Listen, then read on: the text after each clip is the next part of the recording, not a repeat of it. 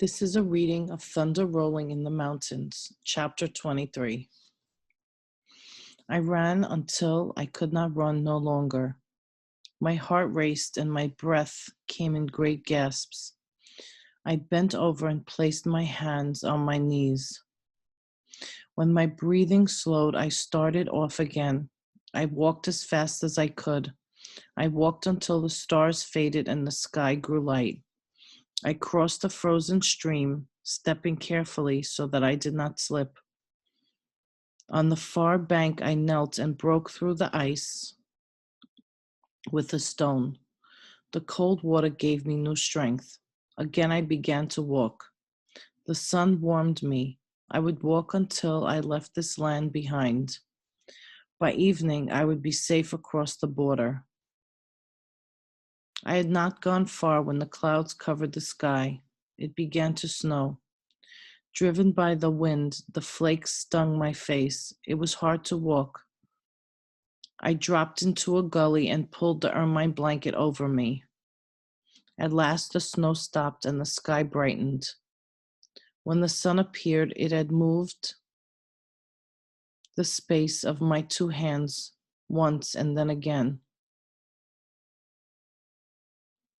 It was time to go.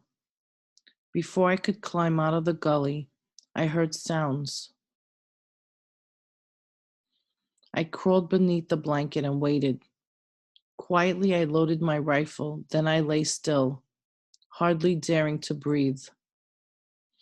A single horse galloped past me. I peered from beneath the blanket. On its back was Charging Hawk.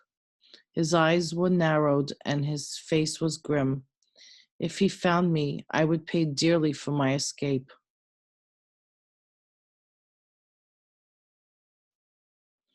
While the sun moved across the sky, I did not stir.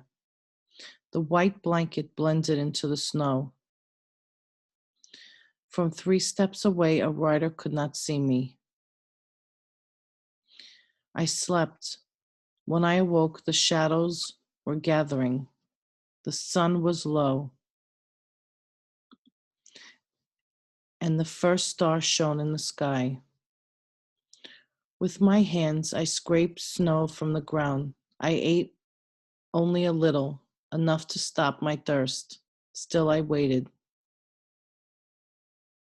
At last, Charging Hawk returned. His horse gleamed white in the dusk.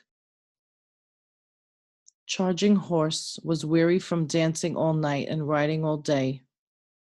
His head was on his chest, and he no longer looked for me. He passed the spot where I lay. I reached for my rifle. I peered down the barrel and aimed with care. When the gun spoke, the bullet would strike him squarely in the back. Slowly, I began to squeeze the trigger. Then my eyes filled with the sight of bodies strewn across the ground. I saw the dead people. I saw my mother. I saw Swan Necklace. I saw Alucott and Fairland. I saw all our dead chiefs, our dead warriors, our dead women, our dead children. I saw the dead bluecoats.